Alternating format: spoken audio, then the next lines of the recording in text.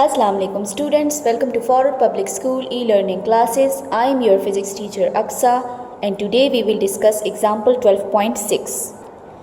Okay students, page number 84 पे आपको example 12.6 नज़र आ रहा है. Image distance in convex lens. A converging lens of focal length 10 cm forms images of an object situated at various distances. First one है, if the object is placed 30 cm from the lens, locate the image, state whether it's real or virtual and find its magnification.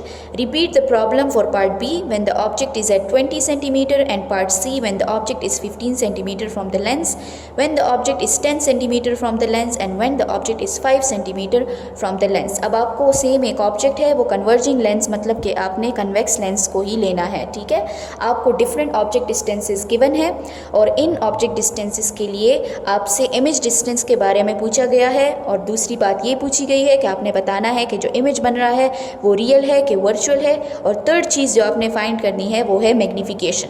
ठीक है, हम solution की तरफ आते हैं और focal length आपको गिवन है 10 सेंटीमीटर, और चूंकि हमारे पास कन्वर्जिंग लेंस है, कन्वेक्स लेंस की बात हो रही है, तो फोकल लेंथ को हम पॉजिटिव वैल्यू ही लेंगे, फोकल लेंथ की पॉजिटिव वैल्यू ही लेंगे. ठीक है, अब सोल्यूशन में आते हैं. हमारे पास यहाँ पे मिरर फार्मूला या मिरर इक्वेशन जो हमने पिछले लेक्चर में डिराइव किया था वो 1/f equals to 1/di plus 1/do, और इसको अब हमारे पास f और do नोन है तो हम di के लिए इसको सेट करते हैं. 1/di को एक साइड पे छोड़ें और दूसरी साइड पे 1/do को शिफ्ट करने के बाद हमारे पास 1/di equals to 1/f minus 1/do.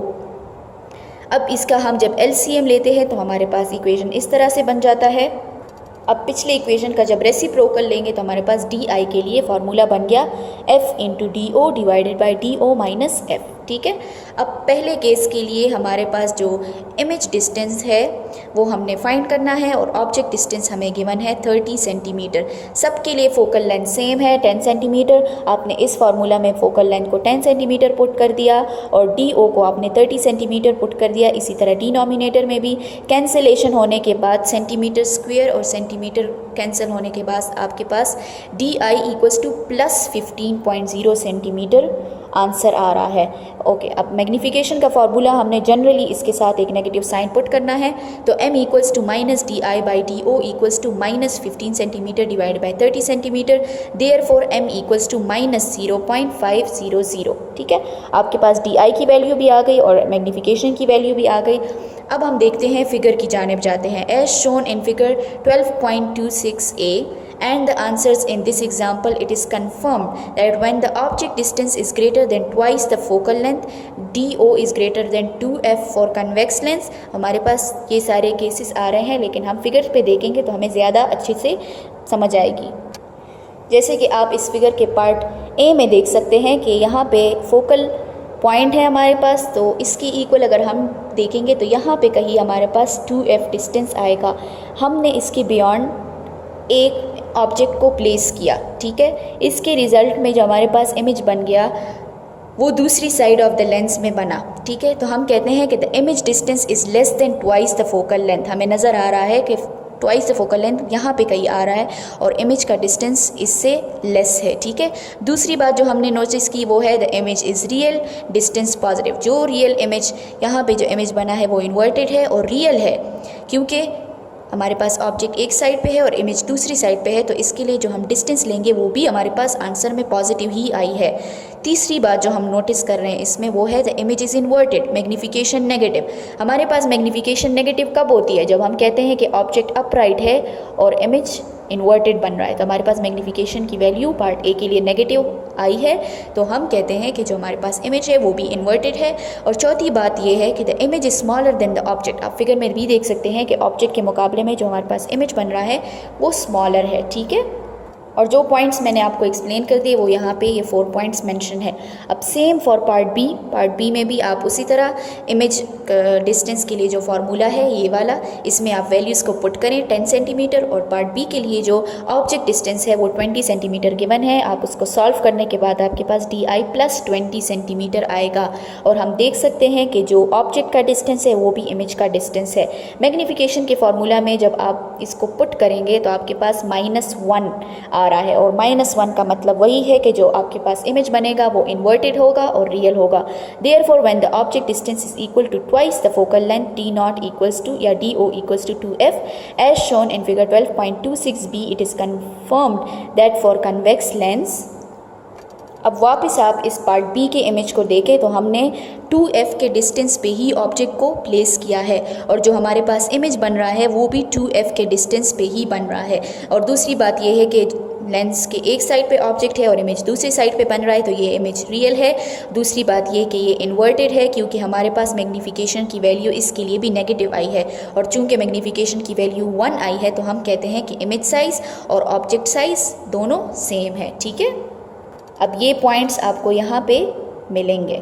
ठीक है, इस पेज पे, पेज नंबर 85 पे ये 4 पॉइंट्स मेंशन है जो कि मैंने आपको बता दिए थे। Image is real, distance positive, क्योंकि चूँकि जो हमारे पास इमेज है वो रियल है तो इसका डिस्टेंस भी पॉजिटिव है। ठीक है, नेक्स्ट हम पार्ट सी की तरफ आते हैं। पार्ट सी के लिए फोकल लेंथ की आपने वही 10 सेंटीमीटर वैल्यू पुट करनी है, और जो ऑब्जेक्ट डिस्टेंस है उसके लिए 15 सेंटीमीटर। सिंप्लीफाई करने के बाद आपके पास 30 सेंटीमीटर इमेज डिस्टेंस आ जाएगा, और मैग्नीफिकेशन आपके पास -2 की वैल्यू दे रहा है।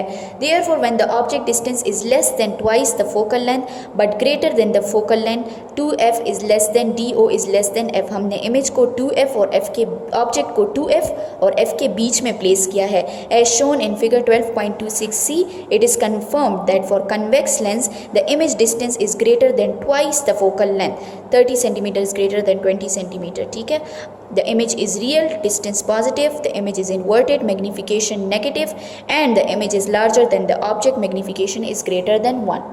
जैसे कि आप इस फिगर के पार्ट सी में देख सकते हैं, हमने 2f और f के बीच में ऑब्जेक्ट को प्लेस किया है, और जो इमेज हमारे पास बना है वो एक तो इन्वर्टेड था, रियल इमेज है और मैग्नीफाइड है। मैग्नीफिकेशन की वैल्यू हमारे पास 1 से ग्रेटर आई है, तो हम कहते हैं जो हमारे पास इमेज बना है वो इससे ऑब्जेक्ट से ग्रेटर है। और दूसरा हमारे पास जो इमेज के लिए डिस्टेंस है वो भी पॉजिटिव है क्योंकि ये रियल इमेज बन रहा है।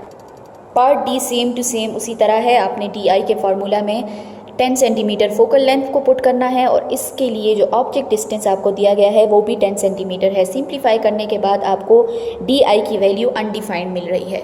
ठीक है, तो हम कहते हैं मैग्नीफिकेशन की फार्मूला में आप इसको प्लेस करेंगे तो मैग्नीफिकेशन भी आपके पास कोई वैल्यू नहीं दे रहा, इन्फिनिटी की वैल्यू दे रहा है, या हम कहते हैं कि अनडिफाइंड है। ठीक है, अब इसके लिए हमारे पास रिजल्ट क्या होंगे? Hence the result confirms that when the object distance is equal to the focal length as shown in figure 12.26d for convex lens, no image exists because the refracted rays are parallel. You could say that the image lies at infinity। अगर हम object को focal length के distance पे ही put करेंगे तो हमारे पास कोई image नहीं बनेगा, और हम कहते हैं कि कहीं जाके इन्फिनिटी पे हमारे पास इमेज बन रहा है। ये आप देख सकते हैं बिल्कुल इस फिगर पार्ट डी में हमने यहाँ पे ऑब्जेक्ट को प्लेस किया है, लेकिन हम देख सकते हैं कि हमारे पास इमेज नहीं बन रहा, हमें कहीं पे भी इमेज नज़र नहीं आ रहा।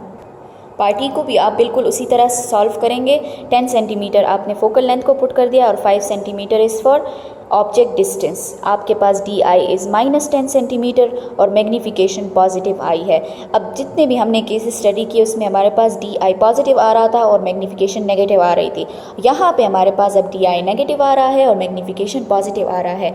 Hence the result confirms that when the object distance is less than the focal length but greater than 0, f is greater than do is greater than 0 as shown in figure 12.6e for convex lens, the image distance is greater than the object distance। Image और object का distance में फ़र्क होगा, जो image distance है वो greater than object distance होगा।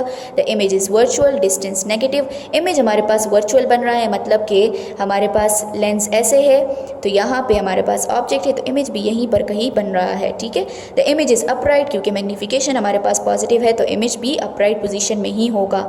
And the image is larger than the object, magnification is greater than 1, तो हमारे पास जो इमेज बन रहा है that's greater than the object. और हम अब फिगर में देखेंगे, इस फिगर के पार्ट ई में आप देख सकते हैं कि यहाँ पे हमने ऑब्जेक्ट को प्लेस किया है और जो इमेज है वो हमारे पास यहाँ पे मैग्नीफाइड, इतना बड़ा इमेज हमारे पास बन रहा है ऑब्जेक्ट के मुकाबले में।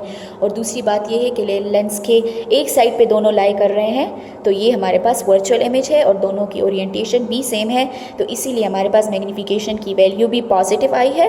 और चूँकि मैग्नीफिकेशन ग्रेटर देन 1 है तो हम कहते हैं कि ये जो इमेज हमारे पास बन रहा है ये मैग्नीफाइड है, ये बड़ा है ऑब्जेक्ट से।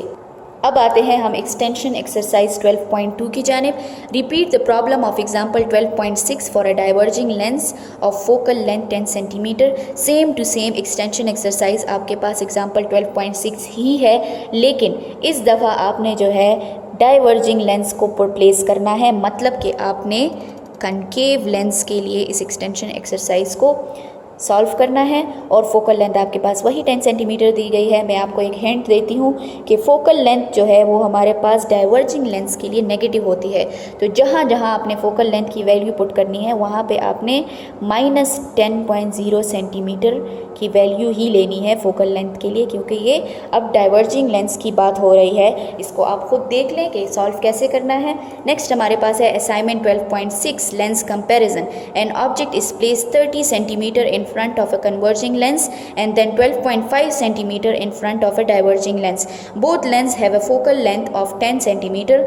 For both cases find the image distance and magnification. Describe the images. ये भी सेम टू सेम एग्जाम्पल 12.6 और इस एक्सटेंशन एक्सरसाइज की तरह है, लेकिन इसमें आपने ऑब्जेक्ट को सबसे पहले इसका इस प्लेस 30 सेंटीमीटर मतलब HDO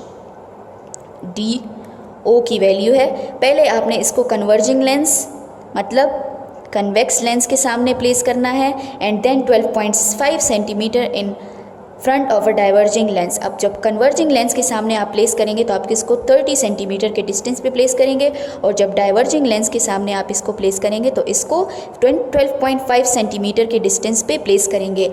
ठीक है, अब दोनों के लिए फोकल लेंथ जो है वो 10 सेंटीमीटर है, लेकिन जो कन्वेक्स लेंस है इसके लिए अपने फोकल लेंथ की वैल्यू को +10 पुट करना है और इसके लिए आपने -10 को पुट करना है फोकल लेंथ की वैल्यू। ठीक है, -10 को अपने फोकल लेंथ के लिए पुट करना है। ठीक है, बाकी जो है इमेज डिस्टेंस और मैग्नीफिकेशन के लिए आपने वही फार्मूला यूज़ करना है जो हमने अभी पिछले एग्जांपल में भी यूज़ किया है।